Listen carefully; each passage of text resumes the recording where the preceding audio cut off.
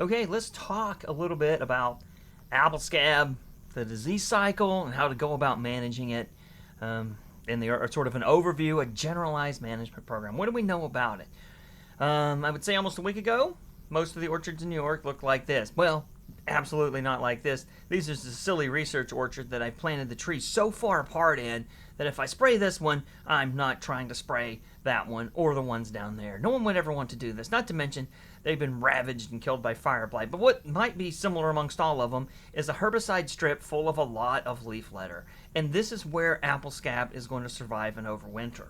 Now, for the most part, I'm advising growers to put down urea to naturally degrade that leaf litter with a safe and environmentally sound process. Now, urea isn't going to contribute a lot of fertilizer. No, not in this case. It's not in a very fertilizer usable format, so it's kind of negligible. But what it does do is it tells the microbial community to dissolve those leaves for apple scab. So it's trying to survive in there over the winter, and as the buds break, the apple scab has evolved over those years to also begin to release spores.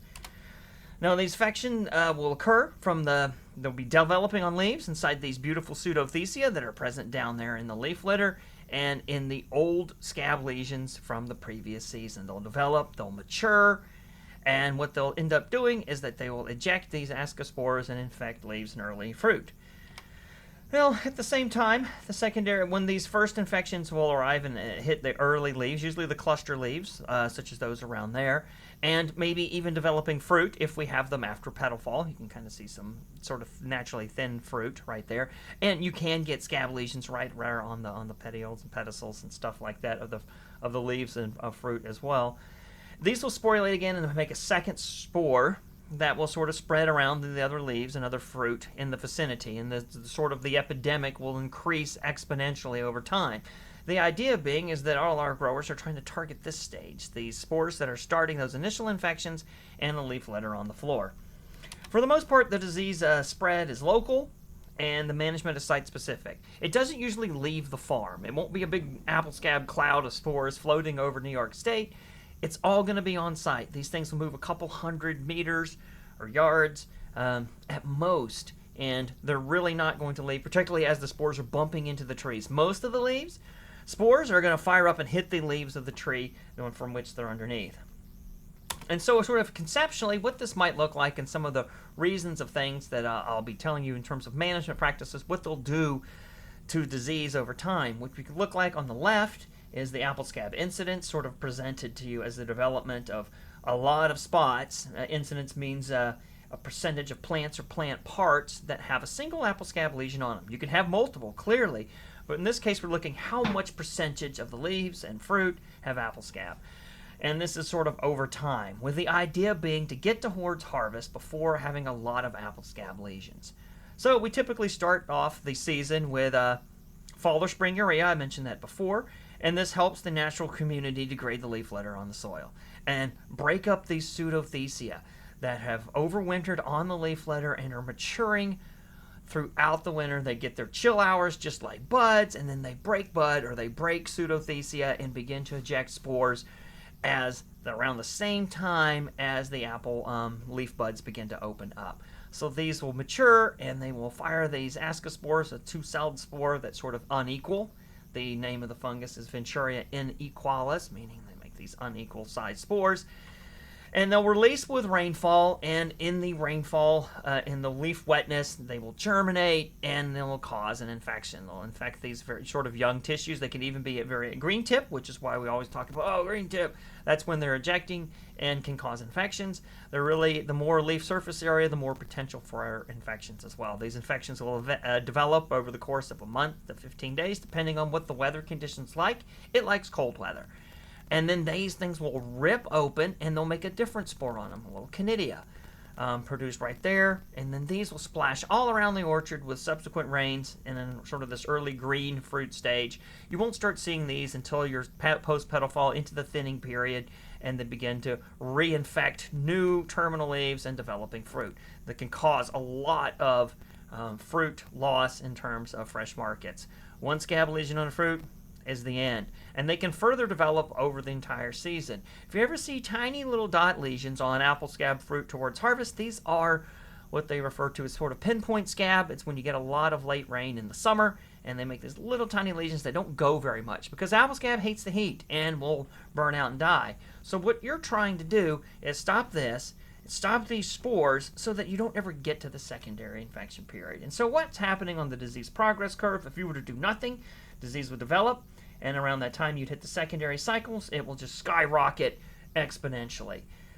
So one of the things that one does if you attempt to remove or get rid of the pseudothecia on the ground, you're taking what is called initial inoculum and getting it out of there. And what that can do is that can sort of shift the curve, if you will. And so what we're doing is we're taking that up, and instead of the epidemic starting early on, most of it's dead, it takes a lot more time to ramp up, and it will start a little bit later. Same with the silver tip copper. Buds haven't broken yet, we're putting on copper right there. We're taking this initial inoculum and trying to get it. And if you were to do that, it might shift the curve even more. If you were to do both sanitation and silver tip copper, you might shift the curve so much that you don't have to struggle that much until the part where you get secondary infections, which may not happen if you manage them all, and you'll reach harvest without having to struggle and constantly put on materials. Because we don't know how well we've done, we're still going to be managing the secondary infections, not to mention there's a pantheon of other diseases. So what happens in the second phase is when you're starting to move along. For the most part, when you're still putting on early fungicides around this phase and there, before the secondary cycles come up, you're still shifting the curve, trying to push that curve, overall your disease progress curve, closer and closer to the harvest so that it doesn't have enough inoculum to ramp up.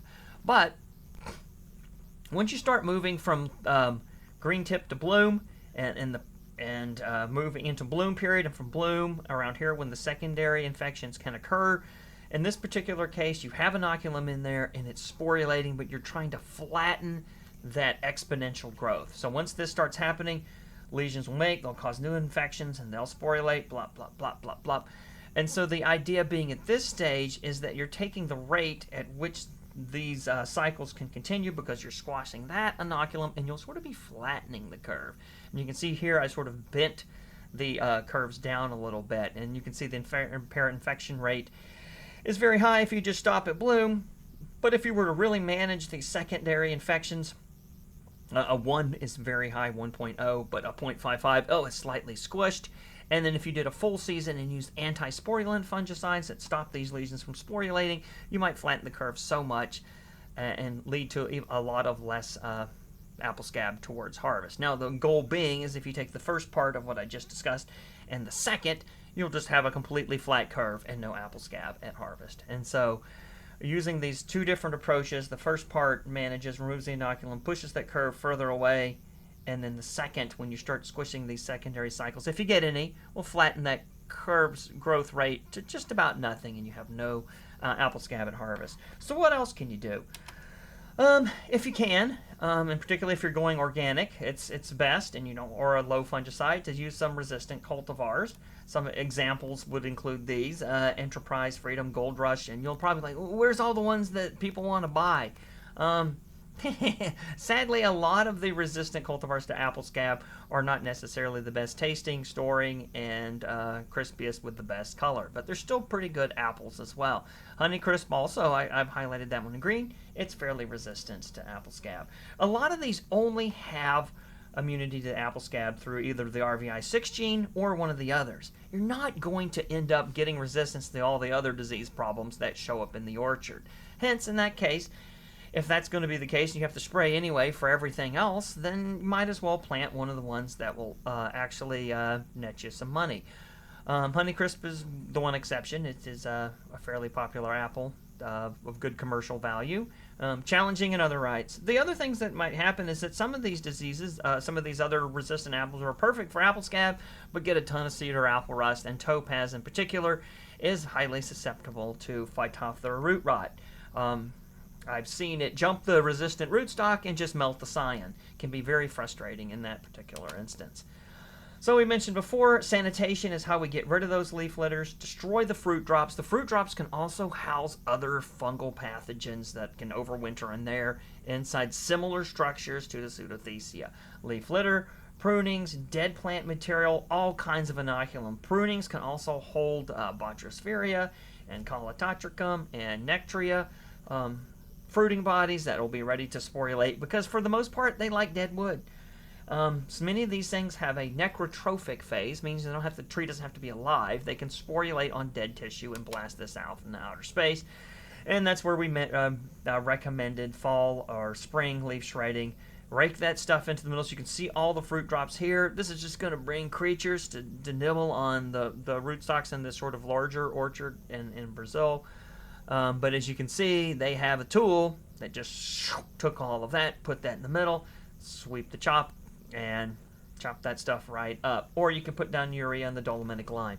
Remember, it can be very caustic, so rinse the pumps out, 40 pounds per 100, or dolomitic lime at 2 per acre. And then this is sort of another older picture of a delayed dormant copper right around silver tip, really coating that down there, a thicker 15% MCE copper as well.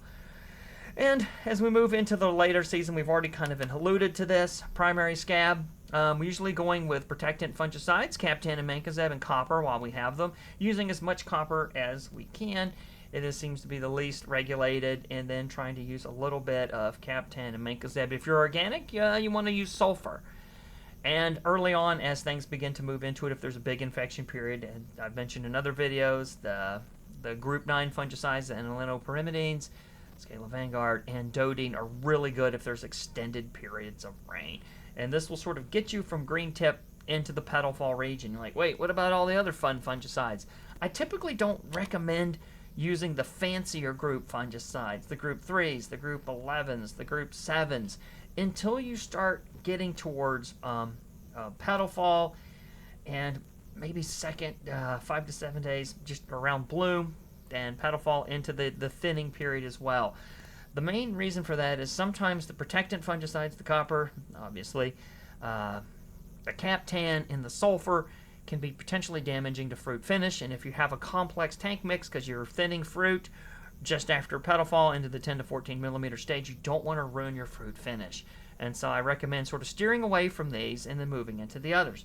There are also, the second thing about this, you're going to be using these every 5 to 7 days from bloom to second or third cover. This will get all your secondary cycles. They're very good at shutting these down, very highly specific. And what they're also good at is managing that plethora of other diseases that are showing up other than apple scab as well. Finally, we do a lot of this on the channel. We do disease forecasting. This is the best way to be successful. We have an apple scab model. You put the dates in. You can see the maps. You can see the maturity. You can look at graphs, weather summary, infection events, even a management guide. It'll tell you how many ascospores are ejecting on a daily basis, what's the cumulative ejection, and how many are mature. It can be found right there, nua.cornell.edu, apple-scab, and it will predict the maturity, the ejection, and infection events. You can kind of see the maturity graphs there as it ramps up to 95%. Because there's a lot of error associated with it, you can see the pale purple around the darker purple line indicates the amount of variability associated with the prediction. So it's quite variable. So meaning also, yes, let's go out to second or third cover before we give up on looking at apple scab. And then this is sort of what it shows in terms of an infection event summary. Shows you 2 days past, 1 day forward, and 5 days into the future. And then you can see that, oh, in this particular instance, no infection events are there. It's either too cold or not enough water. There's a lot of water there, so it may be too cold, or things may not be advanced enough in the season at April 18th. And it's going to provide you sort of warnings of events, and we'll sort of use local and satellite data in concert. You want to, the best is to have a station on your farm and use that data because it's the most representative of your particular area. If not, you can go for a regional station, and it will do pretty well. And this model is only going to really predict those ascospores maturing and ejection in those infection dynamics. It's going to just give you some cursory information, and it's good to know that when in terms of water data, it uses the forecast that's about 3 to 5 days out. It gives it sort of a little bit less weight than 1 to 2 days. And as you know, it's hard to predict even how much rain we're going to get 1 to 2 days out. And it's going to predict a lot of infection periods. But what I always say is apply, wait for the highest risk periods. Don't do every infection. You'll just spray so much and you really won't get the bonus for it. We started publishing some papers now that look like the big times. You want to use your single sites at about 15 to 20% ascospore ejection or about 1 to 2 inches of weekly rain that's predicted. And then if not, use a biopesticide or stick to your protectant fungicides. And if you're spraying in advance, Always use common sense. Don't spray after an infection period with a single site fungicide intentionally. Don't let the infections happen and then spray. If you're protecting against an infection period and it gets washed off in it, it's okay then to rely a little bit on kickback, particularly if another infection period is imminent. Spraying between is fine, but don't just let a bunch of infection happen and then try to clean it up with a single site fungicide. And for the most part, this is sort of our overview of apple scab, urea, copper, whether or not you're using the protectants. For the moment, we can use them, Captan, Mancozeb, or the combination of the two usually involves the half maximal rate of both mixed together. It gives you the best distribution and the best sticking power. If it's really cold in the season, we'll recommend an aniline-pyrimidine for extended rain periods early on because they work good in cold weather, and they're really only good against apple scab. Same with Dodine. You can see the two things are really focused on working on apple scab. Mancozeb, have a little arrow down here because that works on cedar apple rust. And as long as we can have it, it's not a bad thing to have if you have a cedar apple rust concern as well. And then the reason again, when we push these other things to petal fall or just afterwards, thinning. They're typically more innocuous in large complicated tank mixes where you've got insecticide thinners and other conditioners for your water and or crop nutrients or micronutrients, and they also get everything else: apple blotch, powdery mildew, cedar apple rust, and apple scab. They sort of get them all. And that's it for sort of the overview of scab for the season. I'll see you on future updates.